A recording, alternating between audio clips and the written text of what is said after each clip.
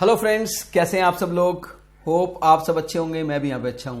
तो जीएसटी की जो अमेंडमेंट क्लास थी वो क्लास नंबर 1 हम कर चुके हैं। आज हमारी जीएसटी की अमेंडमेंट क्लास नंबर 2 है और इस क्लास में हम बची हुई चैप्टर्स की जो अमेंडमेंट है वो करेंगे। राइट, तो आज हम जो स्टार्ट करेंगे वो चैप्टर आईटीसी यानी कि इनपुट टैक्स के क्रेडिट की अमेंडमेंट से स्टार्ट करेंगे और ये काफी इंपॉर्टेंट अमेंडमेंट है सर, प्लीज इसे बड़े ध्यान से समझना। Very very important amendment, exam में इसके आने के पूरे चांस है। तो जीएसटी की जो अमेंडमेंट है ना आईटीसी चैप्टर की, मैं आपको सिंपल भाषा में समझाऊंगा। जो ये टेक्स्ट लिखा हुआ है इतना बड़ा, वो आपको समझ में आ जाएगा, डोंट वरी। पहले आप मेरे से समझ लो, फिर आप उसको पढ़ लेना। आप बोलोगे सर ये तो वही बात लिखी है जो आपने पढ़ाया है, लेकिन मैं पढ़ाऊंगा आपको सिंपल लैंग्वेज में। सर मान लीजिए एक मिस्टर एक्स है जो सप्लायर है। पहले मैं आपको एक नॉर्मल प्रोसीजर दिखाता हूं क्या होता है। एक मिस्टर वाई है जो रेसिपिएंट है। एक्स जो है वो वाई को सप्लाई करता है और सप्लाई करेगा तो वो उसे इनवॉइस इशू करेगा और इनवॉइस में वो क्या लिख के देगा, एक तो वो अपनी वैल्यू लेगा जितने का सामान उसने सप्लाई किया है, बेचा है या सर्विसेज दी है, साथ में उसके ऊपर जीएसटी भी लेगा और फिर एक्स इस जीएसटी को लेने के बाद गवर्नमेंट को जमा करवा देगा। ये बिल्कुल नॉर्मल प्रोसेस है, बिल्कुल नॉर्मल प्रोसेस है। हर केस में ऐसा ही होता है। सप्लायर सप्लाई करता है, रेसिपिएंट से वैल्यू लेता है, साथ में जीएसटी लेता है और वो जीएसटी गवर्नमेंट को जमा करवा देता है। रेसिपिएंट क्या करता है, अब रेसिपिएंट इस वाले जीएसटी का क्रेडिट अवेल कर लेता है, यानी कि क्रेडिट ले लेता है। जैसे कि हम जानते हैं जो बायर होता है, रेसिपिएंट होता है, उसको आईटीसी अवेलेबल होता है। जो उसने इनपुट के ऊपर जीएसटी पे किया होता है, उस जीएसटी का उसे क्रेडिट मिलता है। अब सुनिए अमेंडमेंट की जरूरत क्यों पड़ी। ये जो सप्लायर है ना, ये एक गलती कर रहा है। जब ये अपनी जीएसटीआर 1 भरता है ना, जीएसटीआर 1, तो सपोज ये इस इनवॉइस को अपलोड नहीं करता, ये इस इनवॉइस को अपलोड नहीं करता जीएसटीआर 1 के अंदर। तो गवर्नमेंट ने बोला भाई देखो, अगर सप्लायर जीएसटीआर 1 में अपने इनवॉइसेस को अपलोड नहीं करेगा तो हम रेसिपिएंट को बोलेंगे कि भाई रेसिपिएंट देख, जिस सप्लायर से तुमने खरीदा था उसने इनवॉइस अपलोड नहीं किया, तो जो क्रेडिट तू मांग रहा है हम इस क्रेडिट को रेस्ट्रिक्ट करेंगे मैक्सिमम 20% तक, रेस्ट्रिक्ट करेंगे मैक्सिमम 20% तक। सर मैं आपको बता दूं, इस अमेंडमेंट आने से पहले जो रेसिपिएंट होता है उसको फुल क्रेडिट अवेलेबल होता है। जो भी सामान खरीदता है, अगर वो उस क्रेडिट को लेने के लिए एलिजिबल है, यानी कि अगर वो अदर कंडीशन फुलफिल करता है कि उसने रिटर्न भरी हो रेसिपिएंट ने, अगर उसके पास पोजेशन ऑफ टैक्स इनवॉइस हो एंड ऑल, जो भी उसकी कंडीशंस हैं, अगर वो कंडीशन फुल पूरी करता है तो उसको क्रेडिट फुल अवेलेबल होता है। लेकिन अब गवर्नमेंट ने बोला कि रेसिपिएंट हम आपको परेशान करेंगे, हम आपको परेशान करेंगे, आप सप्लायर को परेशान करेंगे, सप्लायर को परेशान करेंगे, सप्लायर अपने आप काम ठीक करना शुरू कर देगा। तो परेशान कैसे किया, गवर्नमेंट ने बोला भी देखो रेसिपिएंट, जिस इनवॉइस पर तुम क्रेडिट की बात कर रहे हो ना, वो क्रेडिट तो सप्लायर ने अपने जीएसटीआर 1 में अपलोड ही नहीं किया, तो किस क्रेडिट की बात करते हो। बोला नहीं सर देखो, मेरे पास क्रेडिट है, मेरे पास वो वाला इनवॉइस है, मैंने सामान खरीदा है, मैं सच बोल रहा हूं, सप्लायर ने अपलोड नहीं किया उसकी गलती है। बोले नहीं, सप्लायर ने अपलोड नहीं किया, गलती जरूर उसकी है, लेकिन भुगतना तुझे पड़ेगा। तू भुगतेगा तो तू अपने आप सप्लायर को परेशान करेगा, वो अपने आप जीएसटीआर 1 में से इनवॉइस को अपलोड करेगा और फिर कोई दिक्कत नहीं आएगी। तो उसने बोला जी क्या करोगे मेरे साथ। बोले बात ये है, अब हम तेरे को फुल क्रेडिट अवेलेबल नहीं देंगे। जो तूने सामान खरीदा है जिसका इनवॉइस सप्लायर ने अपलोड नहीं किया है, उसका फुल क्रेडिट अपलोड तुम्हें अवेलेबल नहीं करने देंगे, उसका तुम्हें मैक्सिमम क्रेडिट 20% मिलेगा, मैक्सिमम क्रेडिट 20% मिलेगा। जब रेसिपिएंट के साथ ऐसी घटना घटेगी तो रेसिपिएंट सप्लायर के पास जाएगा और वो सप्लायर को बोलेगा भाई अगर तूने ऐसा करना है तो आज के बाद मैं तेरे से सामान नहीं खरीदूंगा, क्योंकि तेरे से सामान खरीद के मैंने गलती कर ली, क्या मेरा तो क्रेडिट मारा गया, 20% रेस्ट्रिक्ट कर दिया उन्होंने। जब ऐसा होगा तो सप्लायर अपने बिजनेस को डूबता हुआ देखेगा कि ऐसे तो मेरे कस्टमर टूट जाएंगे। तो ऐसे में सप्लायर को अपने आप इस प्रेशर के अंदर आकर इनवॉइसेस को ठीक तरीके से अपलोड करना ही पड़ेगा और टाइमली अपलोड करना पड़ेगा। इसके लिए ये अमेंडमेंट डाली गई। अमेंडमेंट यही है सर जो रेड पेन में है कि अगर इनवॉइसेस को अपलोड नहीं किया गया तो रेसिपिएंट को जो क्रेडिट मिलेगा ना, वो फुल ना मिलकर मैक्सिमम 20% तक एलिजिबल होगा, मैक्सिमम 20% तक एलिजिबल होगा। लेकिन सर सुनने में ये अमेंडमेंट बड़ी आसान लग रही है, सुनने में ये अमेंडमेंट बड़ी आसान लग रही है कि अगर रेसिपिएंट ने जो सामान खरीदा है उस कंटेक्स्ट में अगर इनवॉइस अपलोड नहीं हुआ है तो उसका क्रेडिट 20% हो जाएगा। इस अमेंडमेंट में एक छोटी सी चीज है जो आपको बड़े ध्यान से समझनी है, बड़ी छोटी चीज है। वो चीज ये है कि 20% किसका करना है, 20% ऑफ व्हाट, 20% ऑफ व्हाट, ये क्वेश्चन इंपॉर्टेंट है। और ये क्यों लिखा है मैक्सिमम 20%, इसका क्या मतलब है? अगर आप ये दो बातें समझ गए कि मैक्सिमम का मतलब क्या है, कि क्या इससे भी कम क्रेडिट हो सकता है क्या, जब उन्होंने बोला कि मैक्सिमम 20% मिलेगा तो 20% दे दो ना, और फिर वो 20% किसका करना है, ये भी क्वेश्चन है। तो दो क्वेश्चन अगर आप क्लियर कर लो तो फिर आपको अमेंडमेंट पढ़ने की जरूरत नहीं है। आप बोलोगे सर अमेंडमेंट आ गई है, अगले चैप्टर के अमेंडमेंट की तरफ बढ़िए। तो मैं आपको दोनों क्वेश्चनों के आंसर अभी दे देता हूं और करवाऊंगा फिर मैं पूरा डिटेल में। 20% किसका करना है? लोग कहते हैं 20% ऑफ इनवॉइसेस अपलोडेड। जो इनवॉइस अपलोड हुए हैं ना, अपलोडेड हुए हैं, उनका 20% करना है। ये क्या बात बनी? जो इनवॉइस अपलोड हुए हैं उनका 20% करना है, लेकिन उन इनवॉइस के कंटेक्स्ट में करना है जो अपलोड नहीं हुए हैं। अब बताओ, ये तो बड़ी कंफ्यूजन क्रिएट कर रहे हैं। मैं समझाऊंगा, डोंट वरी, आप प्लीज साथ साथ बने रहो। अभी जाना मत, अभी चले गए तो आधा अधूरा रह जाएगा। प्लीज ध्यान सुनना।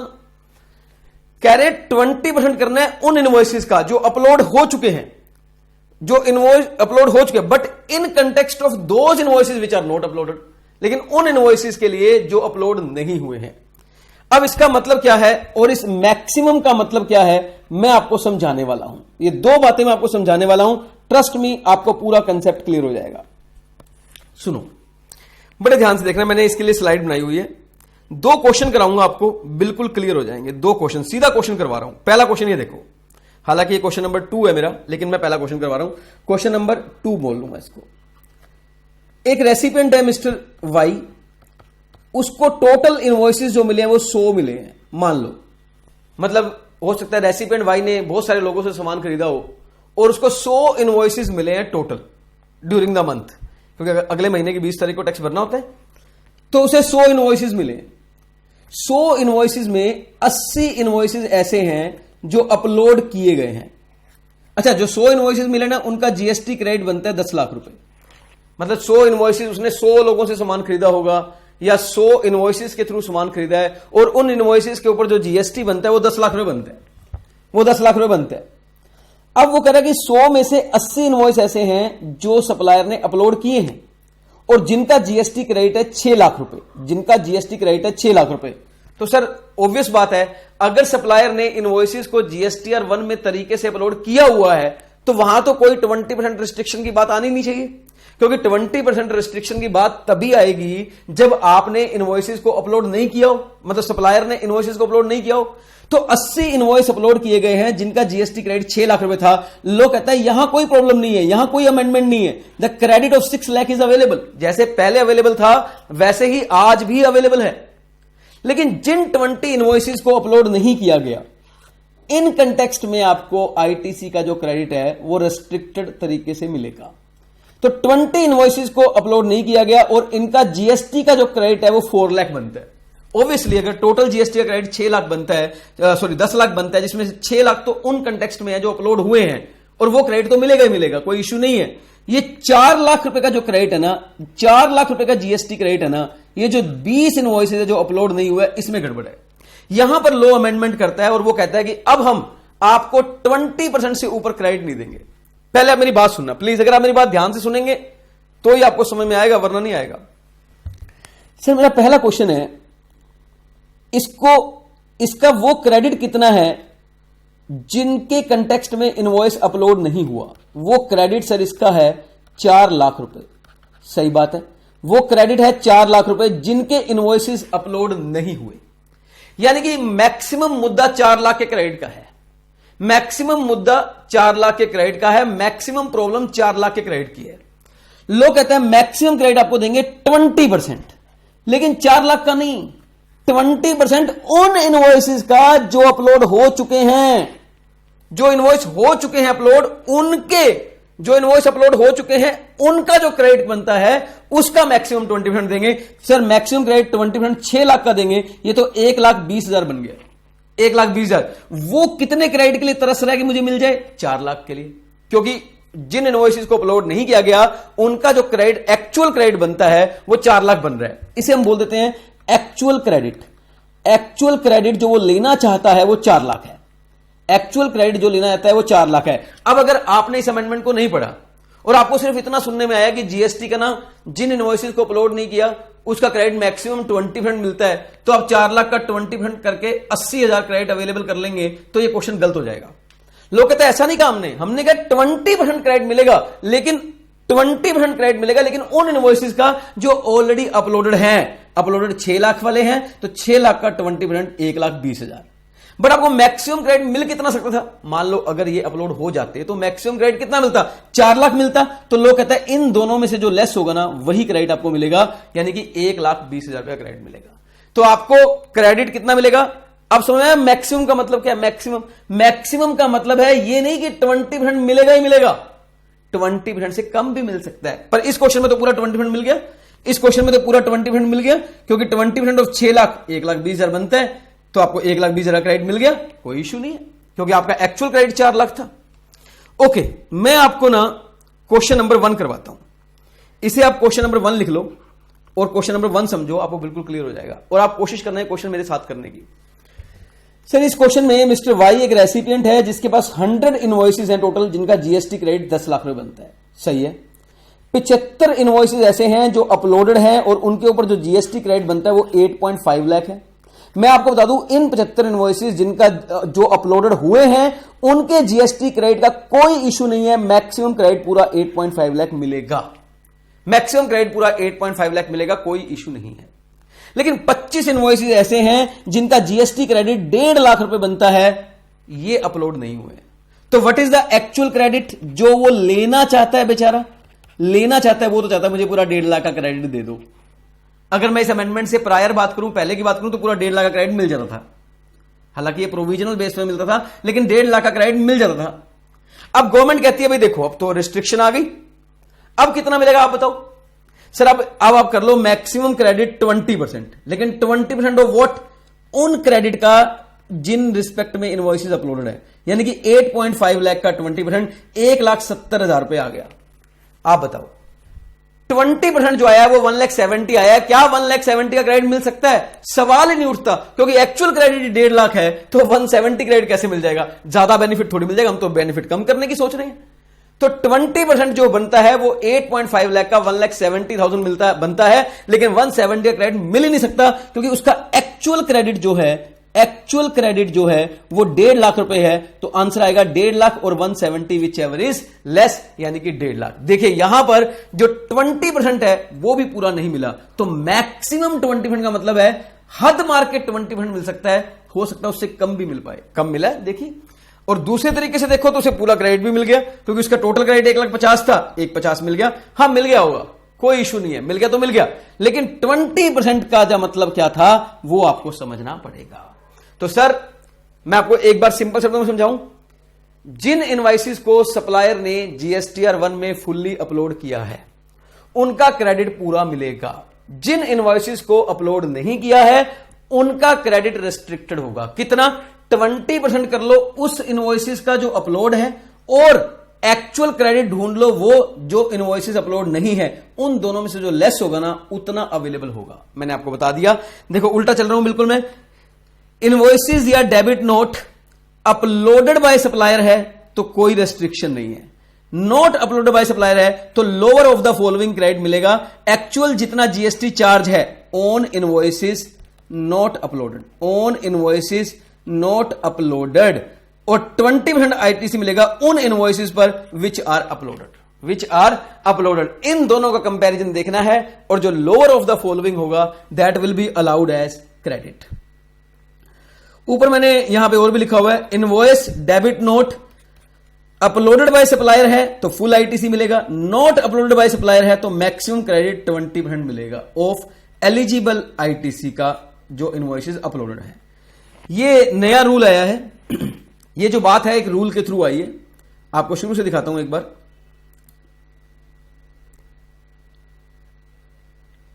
ये सब बिल्कुल इजी है सर। नोटिफिकेशन नंबर 49/2019 9 अक्टूबर 2019 को नया रूल, नया सब रूल इन 36 रूल नंबर 36 में इंट्रोड्यूस किया गया है। यानी कि रूल 36 का सब रूल 4 इंट्रोड्यूस किया गया बाय वे ऑफ नोटिफिकेशन। इसमें लिखा गया रेस्ट्रिक्शन की जाएगी on availment of ITC, restriction की जाएगी on availment of ITC in respect of those invoices या debit note which are not uploaded by the supplier in their GSTR 1। I hope it is clear. सीधा यहां से पढ़िए, with effect from 9 October 2019 new sub rule 4 has been introduced in rule 36 to specify the quantum of ITC that can be claimed against the invoices debit note uploaded and invoices debit note not uploaded by the supplier. नया सब rule 4 जो है वो बताएगा कि जो ITC है वो कितना मिलेगा उन इनवॉइसेस पर जो अपलोडेड हैं और उन इनवॉइसेस पर जो अपलोडेड नहीं है। सर जो अपलोडेड है उन पर फुल मिलेगा, जो अपलोडेड नहीं है उन पर मैक्सिमम 20% मिलेगा। लेकिन वो मैक्सिमम 20% किसका देखोगे आप? सर जो इनवॉइसेस अपलोडेड हैं उनका जो जीएसटी क्रेडिट बनता है उसका 20% और एक्चुअल जीएसटी जो बनता है उन इनवॉइसेस का जो अपलोडेड नहीं है, इन दोनों में से जो लोअर होगा उसका आपको बेनिफिट मिलेगा। एज पर सब rule 4 of rule 36 ITC to be availed by registered person in respect of invoices or debit note, the detail of which have not been uploaded by the supplier in GSTR 1 cannot exceed 20% of the eligible credit available in respect of invoices or debit note, the detail of which have been uploaded by the supplier in GSTR 1। Sir ये table समझ लो, बस बात खत्म हो जाएगी। Where invoices debit note has been uploaded, इस question में case number 1 में अपलोडेड है, फुल ITC मिलेगा if other conditions are fulfilled. Other वो जो रेसिपेंट के लिए होती हैं, उसने रिटर्न भर दी हो, वो रजिस्टर्ड सप्लायर हो, उसके पास इनवॉइस का पोजेशन होना चाहिए एंड ऑल। दूसरी तरफ लिखा है where invoice debit note has not, यहां हैज नोट लिख लो, हैज नोट बीन अपलोडेड। अब ये सबसे बढ़िया आंसर दिया इन्होंने, ये देखो यहां से यहां तक पढ़ लो अब और इसको अलग पढ़ लो, क्लियर हो जाएगा आपको, पूरा कंसेप्ट क्लियर हो जाएगा। मैं इसको कर देता हूं, ये वाला ग्रीन पोर्शन कर देता हूं और ये वाला येलो पोर्शन कर देता हूं। 2 बार पढ़ना, एक बार ग्रीन येलो और एक बार ग्रीन येलो, मतलब इस लैंग्वेज को 2 बार पढ़ना, आपको मेरी सिखाई हुई बात याद आ जाएगी। कैरेट मैक्सिमम क्रेडिट मिलेगा 20% of eligible ITC available in respect of those invoices which are uploaded. जो इनवॉइसेस अपलोड किए गए हैं उनका मैक्सिमम 20%। लेकिन कंपेयर किससे करेंगे? कह रहा है हाउ एवर जो आईटीसी आपने क्लेम करोगे वो किसी भी कीमत पर एक्सीड नहीं करेगा उस actual eligible ITC available in respect of invoices not uploaded. तो जो इनवॉइसेस अपलोड नहीं हुए हैं उनके कंटेक्स्ट में जो जीएसटी बनता है उससे ज्यादा क्रेडिट नहीं मिल पाएगा, उससे ज्यादा क्रेडिट नहीं मिल पाएगा। हां, लेकिन 20% आप किसका देखोगे? उन इनवॉइसेस का जो अपलोड हुए हैं। Please tell me the concept is clear और नॉट क्लियर। इसके बाद ये इलस्ट्रेशन है, इलस्ट्रेशन में बिल्कुल वही वाली एग्जांपल्स है सर जो मैंने आपको टेबल में समझाई है। आप देख लो, ये 80 invoices 75 invoices same to same है, आप इसको पढ़ लेना सर, बिल्कुल सिंपल तरीके से लिखा हुआ है, आपको पूरा क्लियर हो जाएगा, इसमें कोई बड़ी बात नहीं है। मैंने ये नया सब रूल यहां भी लिखा हुआ है, detail of invoice debit note not uploaded by supplier in GSTR 1, तो आईटीसी मिलेगा in respect of such invoice debit note cannot exceed 20% of the eligible credit available in respect of invoices debit note which uploaded by supplier in GSTR 1। Please tell me the new sub rule 4 in rule 36 is clear और not clear. तो sir ITC के chapter में यही वाली amendment थी जो मैंने आपको करवा दी है, आईटीसी के चैप्टर में यही अमेंडमेंट थी, मैंने करवा दी है।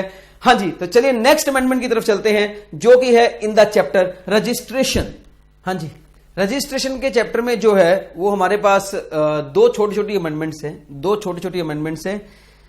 आपको बताता हूं कौन कौन सी अमेंडमेंट है। आपको पहले मैं स्लाइड से दिखा दूं, मैंने स्पेशली आप लोगों के लिए स्लाइड बनाई है, उसके बाद पढ़ा दूंगा। रजिस्ट्रेशन का कंसेप्ट क्या है कि जो बैंक डिटेल है वो आपको देनी होती है eight the time of registration. जब आप रजिस्ट्रेशन करवाते हो जीएसटी के अंदर, पोर्टल के ऊपर रजिस्ट्रेशन करवाते हो, तो आपको अपने बैंक डिटेल ना at the time of registration ही देनी होती है, इमीडिएटली देनी होती है। लेकिन अब यहां पर गवर्नमेंट ने आपको एक छोटी सी रिलैक्सेशन दे दी है कि आप ये बैंक डिटेल जो आपकी है ये आप रजिस्ट्रेशन सर्टिफिकेट मिलने के 45 दिन के अंदर अंदर दे सकते हो। बस ये एक तो ये अमेंडमेंट है। एक ये बिल्कुल छोटी सी अमेंडमेंट है कि जो रजिस्ट्रेशन करवाते वक्त असेसी को अपने बैंक अकाउंट की डिटेल इमीडिएटली देनी होती है eight the time of registration, लेकिन अब आप ये रजिस्ट्रेशन सर्टिफिकेट मिलने के 45 दिन के अंदर अंदर दे सकते हो। Concept, bank detail may be furnished even after obtaining registration certificate. तो एक ऑप्शन है, आप उसी टाइम भी दे सकते हो, कोई इशू नहीं है, बस एक रिलैक्सेशन है कि बाद में भी दे सकते हो। अर्लियर क्या था, a person is required to furnish detail of his bank account at the time of applying registration. Now a registered person यहां पे रजिस्टर्ड पर्सन आएगा। Now a registered person has an option to give bank detail after obtaining registration. Up to what time a person has to give detail of his bank account? Earliest of the following. तो यहां पर दो case है, earliest of the following है within 45 days from the date of grant of registration certificate. ये maximum limit है, ये maximum limit है, इतने टाइम में तो आपको देनी ही पड़ेगी। या फिर due date of furnishing of return whichever is earlier. या तो देखिए जैसे जनवरी का मंथ है, तो जनवरी में आपने रजिस्ट्रेशन करवाई है, तो उस डेट से 45 दिन के अंदर अंदर। या फिर जनवरी का मंथ है, उसकी ड्यू डेट आएगी आपकी रिटर्न भरने की फरवरी 20, तो फरवरी 20 तक तो आपको करना ही पड़ेगा, फरवरी 20 तक तो आपको करना ही पड़ेगा। मैं बोलूंगा मैक्सिमम लिमिट, इसको मत बोलो, मैक्सिमम लिमिट बोलो ड्यू डेट को मैक्सिमम लिमिट बोल दो आप कि यहां तक तो आपको देनी पड़ेगी 45 दिन, या due date of furnishing of return whichever is earlier.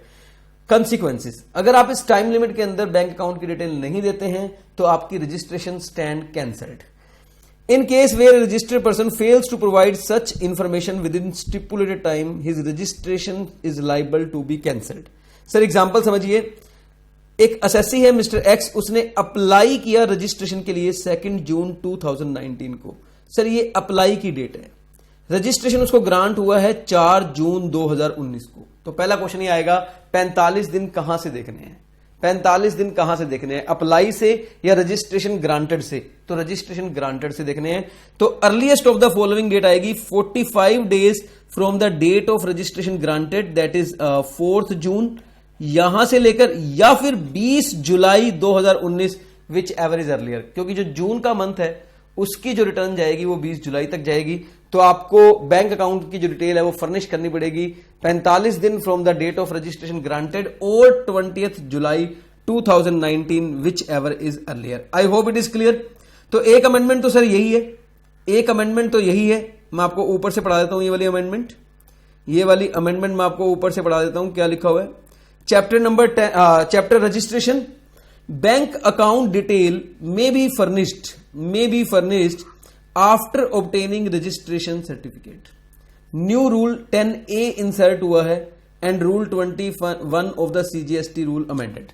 Rule 10A क्या कहता है, after a certificate of registration in form GST REG 06 has been made available on the common portal and GSTIN has been assigned. तो आपकी registration कब grant होती है, जब आपको REG 6 मिल जाता है। द रजिस्टर्ड पर्सन, अब आप एक्सेप्ट वाली लाइन को छोड़ दो, the registered person shall as soon as may be but not later than 45 days from the date of grant registration और the date on which the return is required under section 39 is due to be furnished whichever is earlier. तो आप ये पढ़िए कि जो bank detail है वो registered person को कब तक देनी है, 45 दिन from the date of grant registration, या फिर ड्यू डेट अंडर सेक्शन 39 यानी कि 20th of the next month whichever is earlier. Furnish information with respect to detail of his bank account और any other information as may be required on the common portal in order to comply with any of the provision. I hope it is clear. ये note आपको पढ़ने की जरूरत नहीं है, ये सारा आप छोड़ सकते हो, बस आपको यहां पर ये पढ़ सकते हो आप, ये वाला आप छोड़ सकते हो, कोई इशू नहीं है, ये वाला पढ़ लो आप। In other words a registered person has an option है to give his bank detail after obtaining registration but within 45 days from the date of grant of registration और the due date of furnishing return whichever is earlier. Rule 21 भी पढ़ लो, वो यही लिखा हुआ है कि अगर आपने टाइमली नहीं दी तो आपकी रजिस्ट्रेशन कैंसिल मानी जाएगी। यहां लिखा है however if a person violets the provisions of rule 10A his GST registration is liable to be cancelled। हाँ जी, तो प्लीज टेल मी, रजिस्ट्रेशन में 2 अमेंडमेंट है, एक अमेंडमेंट मैंने आपको करवा दी है, एक अमेंडमेंट मैंने आपको करवा दी है, अब आपको मैं दूसरी अमेंडमेंट करवाने वाला हूं। पर पहले मुझे एक बार बता दो पहले वाली अमेंडमेंट क्लियर है या नहीं है। रूल 10A नया आया है और रूल 21 नया आया है। 10A कहता है कि आप अपनी रजिस्ट्रेशन जो है, जो बैंक अकाउंट की डिटेल है, वो रजिस्ट्रेशन सर्टिफिकेट मिल जाने के बाद 45 दिन के अंदर अंदर दे सकते हैं, या फिर रिटर्न भरने की date whichever is earlier तक। रूल 21 ये कहता है कि अगर आपने ऐसा नहीं किया, टाइम लिमिट के अंदर वो बैंक अकाउंट की डिटेल नहीं दी, तो आपकी रजिस्ट्रेशन कैंसिल मान ली जाएगी। दूसरी अमेंडमेंट है clarification on meaning of not making taxable supply during suspension of registration. ये क्या है सर? ये भी मैं आपको स्लाइड से समझाऊंगा तो आपको बिल्कुल क्लियर हो जाएगा, आपको पढ़ने की भी जरूरत नहीं पड़ेगी। Clarification on meaning of not making taxable supply during suspension of registration, ये क्या चीज है पहले आप मेरे से समझना सर। इसको मैं इधर ले लेता हूं। हां जी, कह रहा है अर्लियर, पहले क्या था, अगर कोई रजिस्टर्ड, इस अर्लियर को काट दो, अगर कोई रजिस्टर्ड पर्सन अप्लाइड करता है फॉर कैंसिलेशन या प्रॉपर ऑफिसर उसकी रजिस्ट्रेशन कैंसिल कर देता है, सुओ मोटो कैंसिल कर देता है, या तो कोई बंदा अप्लाई करता है फॉर कैंसिलेशन या प्रॉपर ऑफिसर अपनी मर्जी से कैंसिलेशन कर देता है, तो registration shall remain suspended, registration को सस्पेंड माना जाएगा। और during the pendency of the proceeding relating to cancellation of registration filed. इसका मतलब क्या है समझना? इसका मतलब है अगर किसी बंदे की रजिस्ट्रेशन, कोई बंदा कैंसिलेशन के लिए अप्लाई करता है या गवर्नमेंट अपनी तरफ से, प्रॉपर ऑफिसर अपनी तरफ से कैंसिल कर देता है, तो उस रजिस्ट्रेशन को सस्पेंडेड माना जाएगा जब तक कि इसका कोई फाइनल रिजल्ट नहीं आ जाता। लॉ ये है कि वो person shall not make taxable supply during the period of suspension and shall not be required to file return। अगर आपने रजिस्ट्रेशन की कैंसिलेशन के लिए अप्लाई किया है या पीओ ने अपनी मर्जी से आपकी रजिस्ट्रेशन कैंसिल कर दी है, तो जब तक उसको कैंसिल हो नहीं जाती या वो कैंसिल रिवोक नहीं हो जाती, फाइनल रिजल्ट नहीं आ जाता, उस पेंडेंसी में, उस ड्यूरेशन में आप टैक्सेबल सप्लाई नहीं करेंगे। आप टैक्सेबल सप्लाई नहीं करेंगे और ना ही आपको कोई रिटर्न फाइल करने की जरूरत है। अब लॉ ने नई एक्सप्लेनेशन क्लियर की है जिसमें उन्होंने बताया है कि not making taxable supply during this period का मतलब क्या है। Not making taxable supply during this period का मतलब क्या है? देखिए, an explanation has been inserted to clarify the expression shall not make any taxable supply. और उन्होंने बोला है इसका मतलब है registered person shall not issue tax invoice. इसका मतलब है कि वो जो रजिस्टर्ड पर्सन है वो टैक्स इनवॉइस इशू नहीं करेगा। He will not charge GST on the supply made by him. Obviously जब वो टैक्स इनवॉइस इशू नहीं करेगा तो जीएसटी कहां से चार्ज कर लेगा। फर्दर ये भी बताया गया कि अगर कोई ऑर्डर रिवोकेशन का आ जाता है और वो आपकी कैंसिलेशन नहीं हो पाती, आपकी वापस ठीक हो जाती है, तो रजिस्टर्ड पर्सन को उस पीरियड के अंदर रिवाइज टैक्स इनवॉइस इशू करने पड़ेंगे और फर्स्ट रिटर्न फाइल करनी पड़ेगी। जैसा कि आप जानते हैं रजिस्ट्रेशन के चैप्टर में जब आप लाइबल फॉर रजिस्ट्रेशन होते हैं और जब तक आपको सर्टिफिकेट नहीं मिल जाता, उसके बीच में आप जो भी इनवॉइसेस इशू करते हैं उसके कंटेक्स्ट में आप जीएसटी चार्ज नहीं करते, क्योंकि आप लाइबल फॉर रजिस्ट्रेशन हैं लेकिन आप रजिस्टर्ड नहीं होते क्योंकि आपको सर्टिफिकेट नहीं मिला होता। तो उस केस में उन इनवॉइसेस को आप बाद में रिवाइज्ड इनवॉइस की तरह इशू करते हैं और रिवाइज्ड इनवॉइस के कंटेक्स्ट में जो रिटर्न जाती है उसे फर्स्ट रिटर्न कहते हैं। होपफुली आपने ये कंसेप्ट अपने नॉर्मल क्लासेस में पढ़ा होगा, राइट? जहां भी आपने पढ़ा है, किसी भी क्लास, किसी भी टीचर से पढ़ा हो, कोई फर्क नहीं पड़ता, आपने ये कंसेप्ट जरूर सीखा होगा। तो बिल्कुल सिमिलर बात यहां पर भी आ गई। आपने कैंसिलेशन के लिए अप्लाई किया, आपकी रजिस्ट्रेशन कैंसिल होगी या नहीं होगी ये बात की बात है, लेकिन उस पीरियड में आप कोई भी टैक्स इनवॉइस इशू नहीं करेंगे। लेकिन मान लो फाइनल रिजल्ट ये आया कि आपकी रजिस्ट्रेशन कैंसिल नहीं हुई, तो भाई फिर तो आपको इनवॉइस इशू करना चाहिए था। तो इस केस में उन दिनों में आपने जो भी इनवॉइसेस इशू किए होंगे, ऑब्वियसली आपने बिल ऑफ सप्लाई इशू किए होंगे, उनको आप जो है उन बिल ऑफ सप्लाई के लिए आप क्या करेंगे?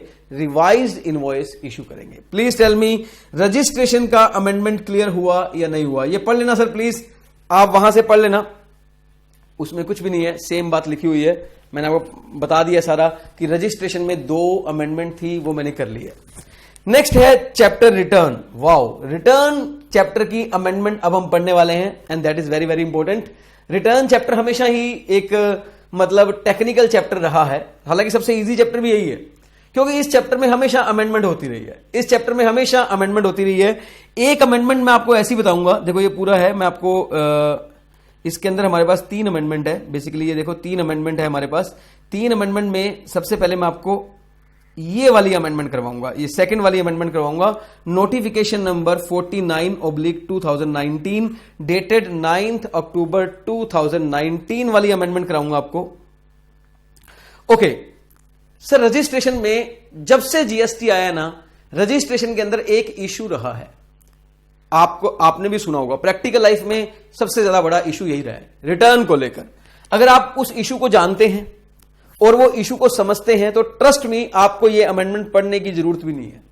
मैं आपको बताऊं सर, एक सप्लायर पहले जीएसटीआर 1 भरता है, आपको याद है, वो जितने भी इनवॉइसेज है वो सारे अपलोड करता है जीएसटीआर 1 में। फिर एक जीएसटीआर 2 भरता है, हालांकि जीएसटीआर 2 तो आजकल जा ही नहीं रही। फिर उन दोनों का मिक्स करके एक जीएसटीआर 3 भरनी होती है। लेकिन क्या आप जानते हैं, जब से जीएसटी आया है, जीएसटीआर 3 कभी नहीं गई, क्योंकि उन्होंने बोला था कि जब भी वो डेट एक्सटेंड करते हैं ना, तो वो उसके लिए जीएसटीआर 3B भरवाते हैं आपसे। हालांकि वो हमेशा ये कहते हैं कि ये जीएसटीआर 3B जो है टेम्परेरी है, इसका ओरिजिनल फाइल जीएसटीआर 3 ही रहेगी।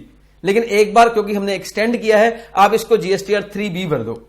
एक और भी रीजन था, जीएसटीआर 3 बड़ी लार्ज थी और बड़ी ही कम्बरसम रिटर्न थी, जबकि जीएसटीआर 3B जो है उन्होंने एक सिंगल पेज की रिटर्न बनाई है, जिसके अंदर आपकी आउटपुट लायबिलिटी, आईटीसी का क्रेडिट माइनस और नेट पेमेंट कितनी करी है, बस यही 2-4 बातें लिखी होती है। तो वो शुरू से ही जीएसटीआर 3 की जगह जीएसटीआर 3B भरवाते रहे हैं। आज तक उन्होंने जीएसटीआर 3 की जगह जीएसटीआर 3B ही भरवाई है, लेकिन हमेशा बोलते रहे हैं कि ये सिर्फ इस टाइम के लिए एक्सटेंड करी है, बाद में फिर से वही चलेगा, बाद में फिर से वही चलेगा। फाइनली इस बार उन्होंने बोल ही दिया कि अब से जीएसटीआर 3B ही फाइनल रिटर्न है, अब से जीएसटीआर 3B ही है, जीएसटीआर 3 नाम की कोई रिटर्न नहीं रहेगी। जीएसटीआर 1 है, 2 है और 3B है, हालांकि 2B एक बार सस्पेंड है, फिर भी जीएसटीआर 1 है, 2 है और 3B है। सर यही अमेंडमेंट है जिसमें उन्होंने बोला है कि जीएसटीआर 3B को फाइनल कर दिया गया है। पढ़िए, form GSTR 3B now to be treated as a return furnished under section 39। बोल दिया सेक्शन 39 के अंदर जो रिटर्न फर्निश होती है वो जीएसटीआर 3B होगी, बस यही लिखा हुआ है सर पूरे के अंदर। पढ़ दूं, section 39 subsection 1 of CGST act prescribed A monthly return in form GSTR 3 for every registered person other than को छोड़ दो, वो 5 केसेस आपने रिटर्न के चैप्टर में पढ़े हुए हैं। उसके बाद लिखा हुआ है यहां पे, however filing of GSTR 3 has been deferred by GST council और rule 61 sub rule 5 of GST rule provided that where the time limit of furnishing of detail in GSTR 1 under section 37 has been extended and the circumstances so warrant, the commissioner may by notification specify the manner and condition subject to which return shall be furnished in form number GSTR 3B. Said rule has been amended retrospectively 1 जुलाई 2017 से कर दिया गया है to specify that the return in form GSTR 3B, अब इन्होंने बोल दिया कि जो return in form GST 3B है वही है is the return under section 39 sub section 1। अगर आपको ये जो मैंने बोल्ड किया ना, अगर आपको ये लाइन याद है तो आपको ये अमेंडमेंट आ चुकी है। अमेंडमेंट क्या है? जीएसटीआर 3B ही सेक्शन 39 की रिटर्न है, जीएसटीआर 3 नहीं है। और ये अमेंडमेंट रेट्रोस्पेक्टिवली है, 1 जुलाई 2017 से की गई है जब से जीएसटी आया था। Please tell me the concept is clear और not clear? Yes sir, the concept is absolutely clear. हाँ जी, तो अब ये अमेंडमेंट हम पढ़ेंगे, नोटिफिकेशन नंबर 47/2019। सर आपको पता है हमें एक एनुअल रिटर्न भी भरनी होती है, वो 31 December of the next year. Yes और नो? हाँ सर, भरनी होती है। लेकिन सर ये वाली एनुअल रिटर्न भी ना बहुत सारे लोगों ने नहीं भरी, 2 सालों से नहीं भरी। तो इन्होंने क्या बोला अब कि जिन लोगों की टर्नओवर 2 करोड़ या 2 करोड़ से कम है, पहली बात, जिन लोगों की टर्नओवर 2 करोड़ से कम है, 2 करोड़ या 2 करोड़ से कम नहीं, 2 करोड़ से कम है, जिन लोगों की टर्नओवर 2 करोड़ से कम है और जिन्होंने फाइनेंशियल ईयर 17-18 और 18-19 की अब तक वो एनुअल रिटर्न नहीं भरी है, उनके लिए ये एनुअल रिटर्न ऑप्शनल है। वो चाहे तो अब भी ना भरे, वो चाहे तो अब भी ना भरे। समझ में आया पॉइंट? सर एनुअल रिटर्न हमें भरनी होती है अगले साल के दिसंबर 31 को।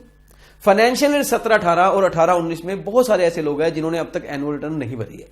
उन्होंने बोला छोड़ो, नहीं भरी तो मत भरो, तुम्हारी मर्जी। जिन लोगों की टर्नओवर लेस देन 2 करोड़ है, लेकिन जिन लोगों की टर्नओवर लेस देन 2 करोड़ है, वो लोगों ने अगर फाइनेंशियल ईयर 17-18 और 18-19 की अब तक रिटर्न नहीं भरी है एनुअल वाली, तो उनके लिए ऑप्शनल है, दिल करे तो भर दो, दिल करे तो मत भरो। ये एक अमेंडमेंट है। क्या लिखा हुआ है? फाइलिंग ऑफ एनुअल रिटर्न, यहां से पढ़ता हूं, filing of annual return under section 44 sub section 1 financial year 17-18 and 18-19 made optional कर दी गई स्मॉल टैक्स पेयर जिनकी टर्नओवर लेस देन 2 करोड़ है एंड जिन्होंने अब तक वो रिटर्न फाइल नहीं करी है। Please tell me this amendment is clear और not clear? I hope this amendment is clear. एक अमेंडमेंट रिटर्न के चैप्टर में बची है और वो लास्ट है, वो मैं आपको बता देता हूं कौन सी है। हां जी, वो अमेंडमेंट है नोटिफिकेशन नंबर 30/2019। ये अमेंडमेंट आपके एग्जाम के लिए रेलेवेंट नहीं है, बिल्कुल नहीं है। इंटर लेवल, एग्जीक्यूटिव लेवल के ये लिए अमेंडमेंट इंपॉर्टेंट नहीं है, लेकिन फिर भी मैं आपको समझाना जरूर चाहूंगा ये अमेंडमेंट क्या है। सर आपने नाम सुना है OIDAR? OI ऑनलाइन वाले जो हैं, वो नेटफ्लिक्स वाला जो केस मैंने आपको करवाया था, वो आपको याद है? तो ये है online information data access retrieval.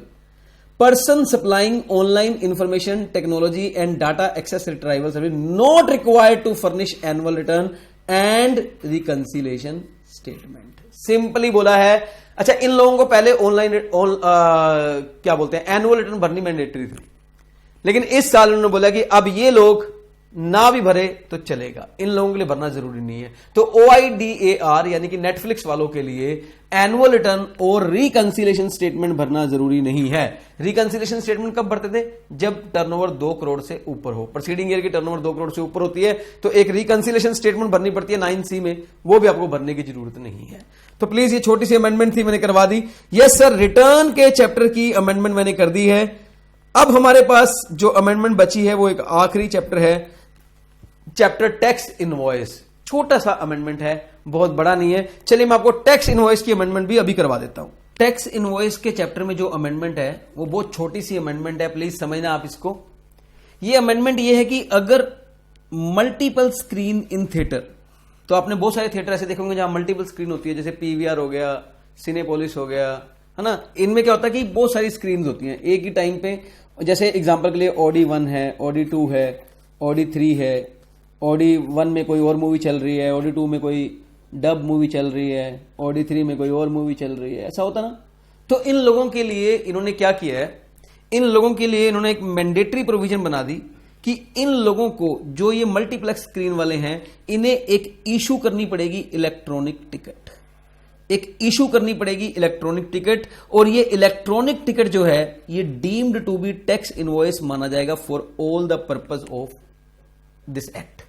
Even such ticket does not contain the detail of recipient of service but contain the other information as mentioned in Rule 46।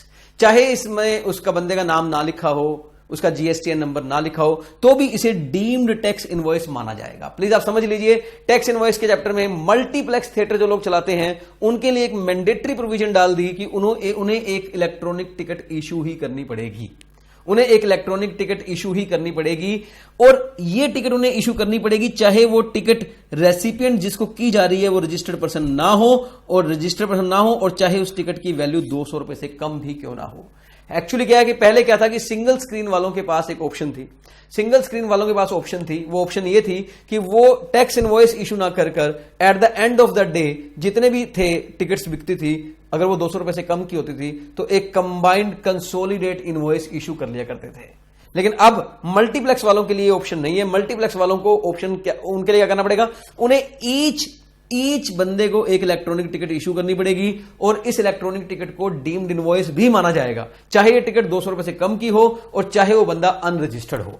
हाँ, जो सिंगल स्क्रीन वाले हैं उनके लिए कोई अमेंडमेंट नहीं है। जैसे वो पुराने जमाने में सिंगल स्क्रीन थिएटर थे जिसमें एक ही फिल्म चलती थी, 3-4 शो हुआ करते थे ना, वो वाले के लिए कोई ऑप्शन, उन लोगों के लिए अमेंडमेंट नहीं है। हालांकि वो भी चाहे तो ये वाले ऑप्शन फॉलो कर सकते हैं, उनके लिए वही ऑप्शन है, पहले वाला है। चाहे वो 200 रुपए, अगर बायर अनरजिस्टर्ड है और टिकट 200 रुपए से कम है तो वो टैक्स इनवॉइस इशू ना कर एक combined at the end of the day एक कंसोलिडेट इनवॉइस इशू कर सकते हैं, और चाहे तो वो ये वाला रूल भी फॉलो कर सकते हैं। लेकिन मल्टीपल स्क्रीन वालों के लिए कोई ऑप्शन नहीं है, इनको तो ऐसा ही करना पड़ेगा। ईच रेसिपिएंट को एक इलेक्ट्रॉनिक टिकट इशू करनी पड़ेगी उस इलेक्ट्रॉनिक टिकट को डीम्ड इनवॉइस भी माना जाएगा, चाहे वो बंदा बायर अनरजिस्टर्ड हो, चाहे टिकट की वैल्यू 200 रुपए से कम हो। ये एक छोटी सी अमेंडमेंट है टैक्स इनवॉइस में। Please tell me, tax invoice का अमेंडमेंट आपको क्लियर हुआ या नहीं हुआ? तो सर जीएसटी की जितनी भी अमेंडमेंट हमारे लिए एप्लीकेबल है वो सारी मैंने डिस्कस कर दी है, जीएसटी पार्ट 1 में एंड जीएसटी पार्ट 2 में, राइट? तो आप इसको देखना और प्लीज कोई भी डाउट हो, कोई भी क्वेश्चन हो, you can ask me. Thank you very much.